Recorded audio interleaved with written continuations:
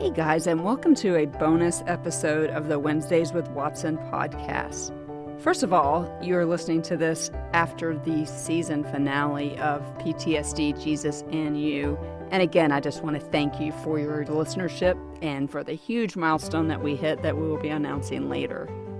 Today's episode is some bonus content that was originally posted only on my friend Stephanie Baker's podcast called The Faithful Podcast. This was part 2 of a very popular show that I dropped with my personal testimony. This is my story. These are my songs. We left that episode off on a bit of a cliffhanger, and what you will hear today is actually some very cool content of what happened as I began to reckon with all of the trauma and the pain and all of the things. And so I hope you enjoy this. This is a bonus drop and will be a preview of some of the things that we'll be doing next season for my Patreon subscribers. And if you don't know what Patreon is, that's just an opportunity for you to support this ministry monthly. You can do that by $1 a month or 50 cents a month, but whatever you give will help us continue the mission of providing hope and help to those who are walking or have walked or who love someone who has walked the crooked roads of despair and trauma. So I hope that you enjoy this second part of This Is My Story, These Are My Songs. If you've not heard the first part, you do not need to listen to them in order, but I would love for you to go back and listen to that one as well. Again, as I mentioned before, I would love to stay in contact with you. Connection with you is my favorite part of podcasting. And so below is in the show notes is my Linktree, including that Patreon link where you can support this ministry should you so desire. But content like this will be content that will be provided for Patreon supporters so that we can continue our mission going into next season. So sit back and relax and listen to the last part of my story. This is my story. These are my songs. Today, I am so grateful to tell you of a time when God met me on a beach and I was able to lay some things down. I hope that it will serve some encouragement to anyone out there who is looking for hope and help and just a life that is abundant and free, even in the midst of so much trauma. So it is with great pleasure and honor that Stephanie has given me the microphone today to tell you a little bit about the rest of the story after we recorded on Wednesdays with Watson podcast. So thank you for your time, and I hope that you find Jesus in this story. The bright white building, outlined in red, hasn't changed much in 40 years. I could see it from my beachfront hotel room. Even though it was a couple of miles down the beach, I could easily recognize that red cross on the side of the building. That cross is internationally known to symbolize help and, by proxy, hope. I knew that building well. I sought it often as a tow-headed kid who clearly was born with an unadulterated love for the ocean. We often hung around the lifeguard Red Cross building as young kids. Having saved every penny from the week's odd jobs, we jumped on the city bus with little more than our swimsuits and maybe an extra t-shirt. When we weren't in the ocean or playing on the sand dunes, we were hanging around that bright white building with a cross painted on the side. We played for hours on the boardwalk, enjoyed the food vendors and street performers. No one really knew where we were, nor did they care, so we'd often stay until the last bus picked us up to take us to the war zone that we called home. The buses were always colder than they needed to be and often elicited chill bumps on our sun-kissed skin. I stood somewhat paralyzed on that same beach a few years ago, and those memories flooded my mind and overtook my senses. For a minute, I was that tow-headed kid again. The ocean was turbulent that day as the storm off the coast of Jacksonville decided to hang out for a bit. The waves crashed into the Earth's crust with an energy that I understood. I decided to walk towards that white building, the one that signified help and hope. I scanned the grounds for shells or rocks. My phone was shuffling some pretty amazing songs, and it turned into a sweet Jesus and me time that I will never forget. I was in Jacksonville for reasons that were far from fun, and I was telling Jesus about it.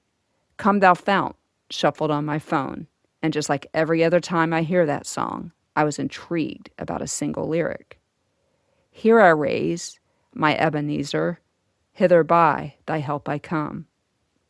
Because this part of the song always stops me in my tracks, I had learned the story behind Ebenezer, and on this day, I wanted to raise an Ebenezer.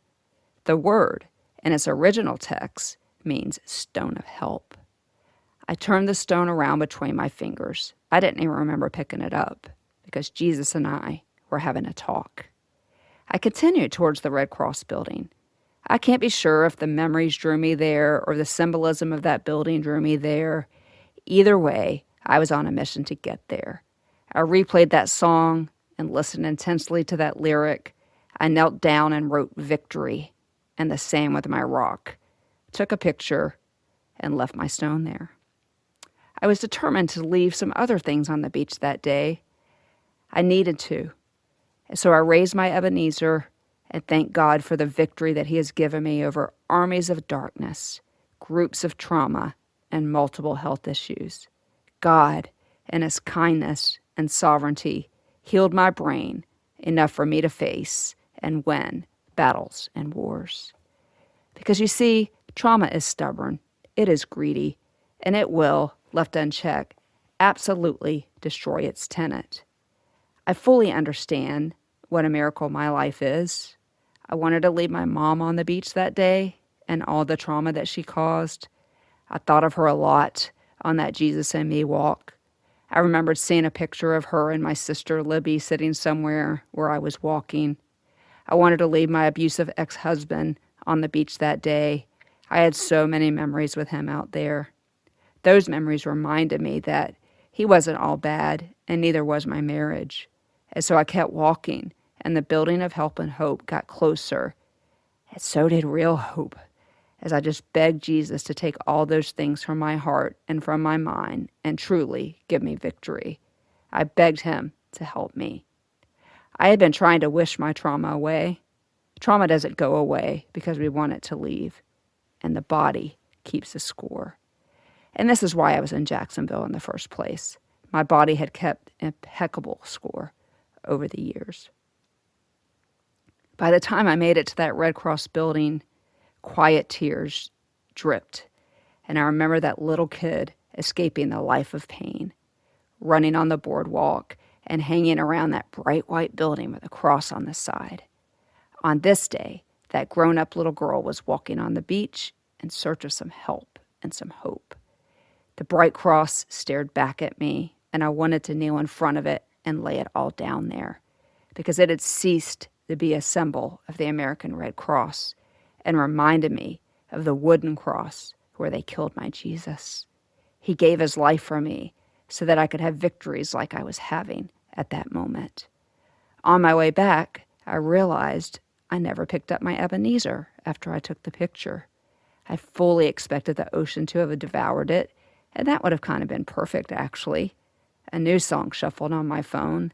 This time, another lyric forced more water from my eyes. Behold the Lamb, the story of redemption written on His hands. Jesus, You will reign forevermore. The victory is Yours. We sing Your praise, endless hallelujahs to Your holy name. Jesus, You will reign forevermore because the victory is Yours. We thank You for the cross. I had heard that song at the church the week before. The story of redemption written on His hands is my story. It is your story. I turned around and took one last look at the building and then down at the ground.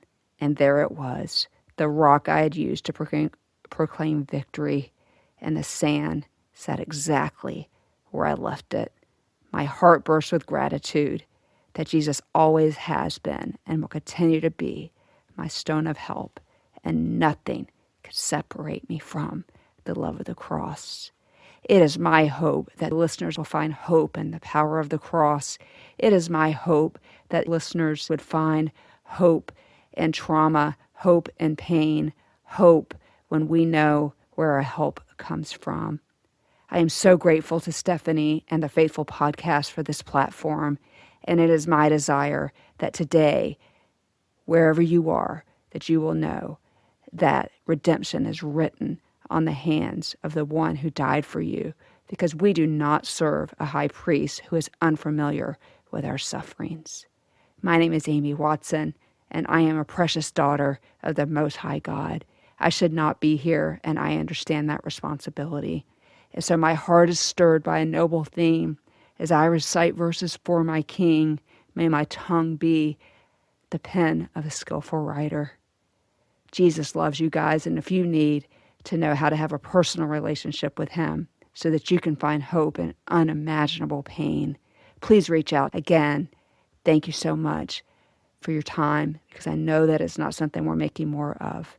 May you find hope in the power of the cross and the faithfulness of his word and all that he does for us. Jesus loves you, my friend, and I hope on this day you will remember that. Hey guys, thanks again for listening to this bonus episode of the Wednesdays with Watson podcast. I hope that you enjoyed the part of my story where I was able to raise my Ebenezer. I would love to stay in contact with you, as I mentioned. As we always say here on the Wednesdays with Watson podcast, you are seen, known, loved, heard, and valued. I hope to connect with you on any of the places. And you can find that link in the show notes. And so I will see you again here in 2 weeks. Let the healing continue. So let my life glorify you and teach me to walk beside